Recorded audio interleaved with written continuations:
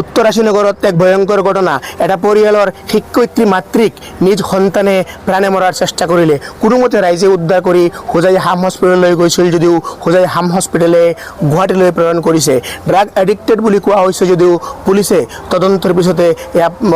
প্ৰকাশ হ'ব বা জানিবলৈ পোৱা যাব কিয় ল'ৰাজনে নিজ মাতৃক হত্যা কৰাৰ চেষ্টা কৰিছিলে মাতৃজনীৰ বুকুত আৰু চকুত এনেকৈ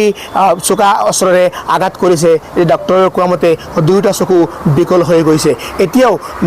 কেনেকৈ কি হ'ব সেয়া আগন্তুক সময়ত জানিবলৈ পোৱা যাব কিন্তু ড্ৰাগ এডিক্টেড বুলি কোৱা হৈছে যদি এনেকুৱা ড্ৰাগছে কেনেকৈ মানুহক বিকল কৰি পেলাই নিজ মাতৃক এজন ল'ৰাই এজন কুলাংগাৰ ল'ৰাই কেনেকৈ আক্ৰমণ কৰিছে চাওক এয়া আমাৰ সমাজৰ পৰা কেনেকৈ কেতিয়া এইবিলাক বস্তু বন্ধ হ'ব সমাজ সচেতন নহ'লে আজি আপোনাৰ ঘৰত হৈছে কালি বেলেগ জেগাত হ'ব গতিকে ড্ৰাগ এডিক্টেড ল'ৰাবিলাক চাদা মদ গাঞ্জা এইবিলাক খোৱা মানুহক যদি এতিয়াও আমি শাসনত নানো বা আমাৰ গাঁৱৰ মানুহ সজেও সজাগ নহয় তেনেহ'লে যিকোনো দুৰ্ঘটনা যেতিয়াই তেতিয়াই হৈ যাব পাৰে এই এজন ল'ৰাই নিজ মাতৃক আক্ৰমণ কৰিছে কিয় কৰিছে এয়া তদন্তৰ পিছত জানিব পৰা যাব কিন্তু গাঁৱৰ ৰাইজে কি কৈছে চাওক এই প্ৰতিবেদন আমি সেইটো শুনা পাইছোঁ এজন ড্ৰাগছ পেডলাৰ মানে মা এজন শিক্ষক মাকক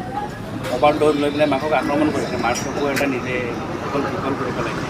কমপ্লিটলি বিকল হৈ গ'ল আৰু মানে সমাজৰ কিছুমান আজিৰ যুগত আমাৰ যিখিনি সমাজৰ যিটো পৰিৱেশ সেই পৰিৱেশৰ এটা দৃশ্য লাজ লগা বিষয় যে আজি আমাৰ ওচৰত তেনেকুৱা ঘটনা হ'ল সেইখিনি আমি নিজে দুখিত বা লাজ অনুভৱ কৰিছোঁ এইখিনি আমি ঘটনা কেতিয়া হৈছে আজি মোটামুটি 1-1.5 ঘণ্টামান আগত ইনভেষ্টিগেশ্যন হ'ল নেকি ইনভেষ্টিগেশ্যন হ'ল পুলিচ আহি লৈ গ'ল মৌজাৰ থানা আহি পেলাই তাক উঠাই আচ্ছা মাক আৰু এই ল'ৰাটোৱে আমি জনামতে সিহঁত আমাৰ ইয়াৰ নহয় অৰিজিনেলি সিহঁত আমাৰ ইয়াত নতুনকৈ আহিছে আৰু মানুহজনীৰ মানে বাপেকৰ ঘৰ ইয়াত আছিলে ইয়াত নতুনকৈ আহি পাৰ হ'ল সিহঁতে এবছৰমান হ'ল নেকি আমি নাজানো